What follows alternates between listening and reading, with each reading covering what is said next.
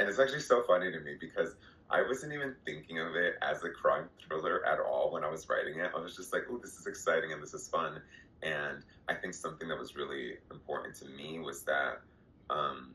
in queer cinema in general, I feel like we were moving, and now definitely, but at the time when I was writing it in 2020, 2021, I was seeing these amazing queer films that were coming out, but we're all kind of like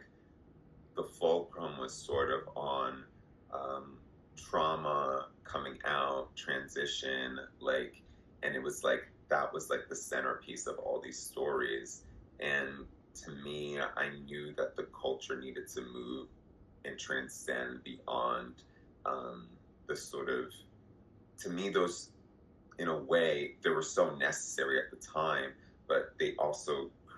further created this idea that life ends when you come out, life ends when you transition. Blend together everything that has all my like favorite movies, all my inspirations, all like one of my biggest muses, which is New Jersey, where I come from, um, and also just like a story that was going to mean a lot to the current dialogue and discourse around gender, specifically intersex people. I think when I was making the short film, that was the first time that I discovered the word intersex.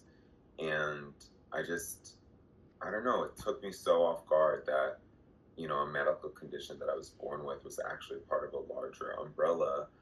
of many different variations and identities of how one can define themselves as intersex, and that there hadn't been anything in popular culture that spoke to that experience. I found out I was intersex through a video on YouTube when I was writing research for my short film, and as soon as I discovered that, you know, this part of my identity was something that people were talking about and that it wasn't like a secret, as I was told to kind of keep a secret from my doctors when I was younger, I was like, oh my God, I need to incorporate this and address this for the first time in my film work. Um, so I guess that fervor of just wanting to be like um, creating a narrative that I had never seen, and sort of by doing that, um,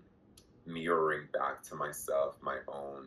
reality that for so many years, you know, sometimes the only way to kind of see if something is real is if you can see it reflected back to you as opposed to just like living it.